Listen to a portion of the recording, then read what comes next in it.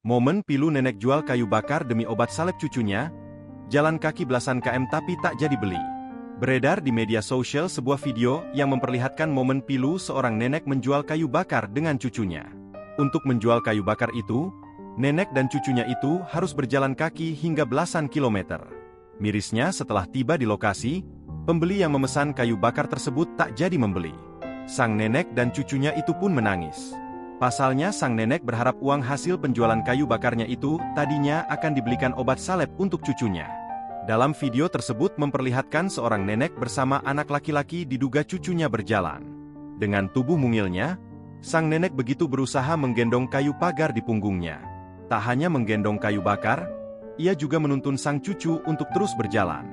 Saat dihampiri ternyata keduanya baru saja mendapat kejadian pilu. Rupanya sang nenek membawa kayu bakar untuk dijual kepada pemesan.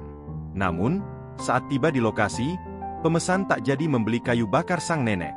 Padahal, sang nenek dan cucunya itu sudah rela berjalan kaki belasan kilometer untuk membawa kayu bakar tersebut. Tak hanya itu, pilunya lagi ternyata sang nenek berharap uang dari penjualan kayu bakarnya akan dia gunakan untuk membeli obat salep untuk cucunya tersebut.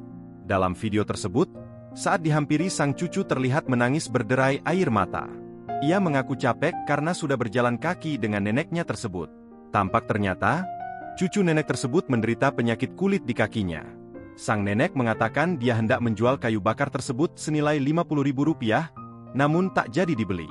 Diketahui nenek penjual kayu tersebut bernama Mak Dede, dan cucunya bernama Ujang. Selama ini Mak Dede dan cucunya itu tinggal berdua di gubuk tua yang nyaris rubuh. Setiap hari Mak Dede mencari kayu bakar untuk dijual. Terkadang Ujang juga berjualan belalang yang ia ambil di sawah. Usaha Mak Dede tersebut tak lain untuk mencari nafkah dan bertahan hidup. Kini, kisah pilu nenek dan cucu menjual kayu bakar tersebut viral dan menyita perhatian warganet. Tak sedikit warganet yang simpati atas nasib nenek dan cucunya tersebut.